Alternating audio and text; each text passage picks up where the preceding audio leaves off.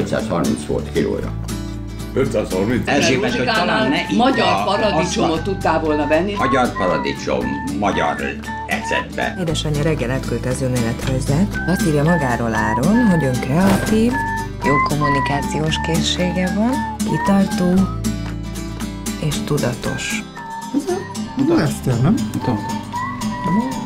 De? Ez Eszter.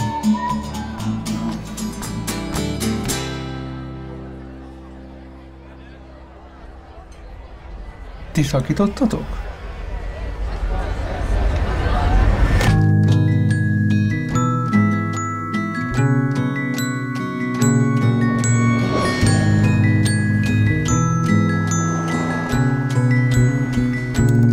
Az a probléma, hogy vettem egy kibaszott repülőjegyet. Ez a 2 havi albérleti díjat. Ne haragudjatok. Picit le tudnátok ha... Köszönöm szépen. Folytasd kérlek. Az a lényeg, hogy el fogok utazni Portugáliába, Lisszabonba egyedül. És mit akarsz kint csinálni?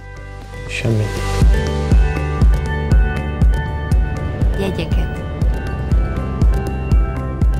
Kéne találkozok az egyik ellenőrükkel. Nem bántani akarom, vagy ilyesmi, csak ő egy lány. Azt akarod, hogy ilyen bóc majom legyek egy irodai padban, anya, nem beszélsz komolyan. Budapest.